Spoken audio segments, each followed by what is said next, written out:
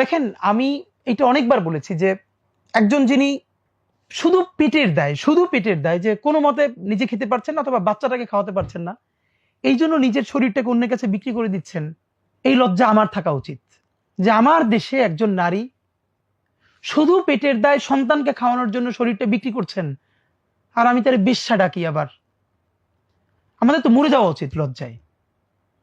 যে অন্য কোনো কারণে প্রতিজ্ঞাবৃত্তি করে তার তো পক্ষ নেওয়ার কোনো কারণ নাই, কিন্তু এমন অনেক মানুষ আছে, আপনি রাতে বের হয়ে দেখেন বাচ্চার মুখে খাবার দিতে পারে না। আপনি খেয়াল করেন, আমার চোখে আপনার চোখে যিনি একজন বেশ্যা, এই মানুষটা যখন এই টাকায় বাচ্চার জন্য একটা খাবার কিনে নিয়ে যাচ্ছে, সেই বাচ্চার চোখে উনি এই দুনিয়ার সব থেকে সম্মানিত জননী। একজন নারীকে দুটো চোখে, একজন তার কাছে জননী আর আমার চোখে বেশ্যা।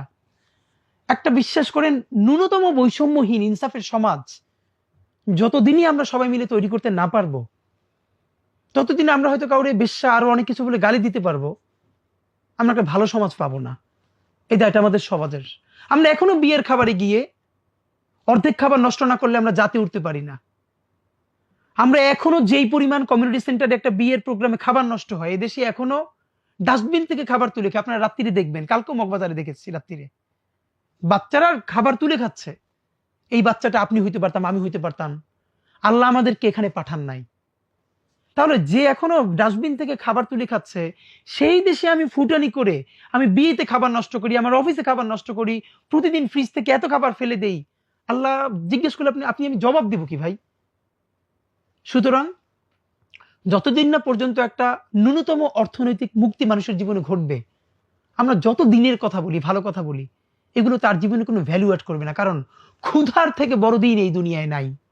আল্লাহ রাসূল এই জন্য চরম দারিদ্র থেকে নিজে পর্যন্ত আল্লাহর কাছে পানা চেয়েছেন। চরম দারিদ্র এমন জিনিস যে মানুষের ঈমান পর্যন্ত নষ্ট হয়ে যায়, সাহাবারা পর্যন্ত কষ্ট করেছেন। আর আমরা কি মানুষ বলেন?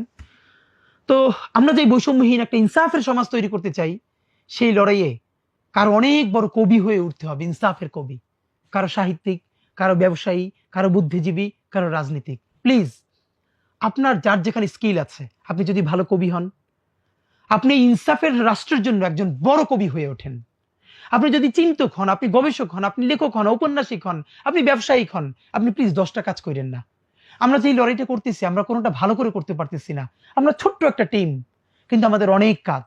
এবার যদি আপনারা কেউ অনুপ্রাণিত হয়ে কবিতাটার জন্য 10টা নজরুল দাঁড়ায় যায় আগামী 20 বছর পরে, 50 জন ব্যবসায়ী দাঁড়ায় যায় ইনসাফের পক্ষের জন্য, 50 জন রাজনীতিবিদ দাঁড়িয়ে যায়, তাহলে তো ইনশাল্লাহ এরকম এই দেশ আজীবন থাকবে না।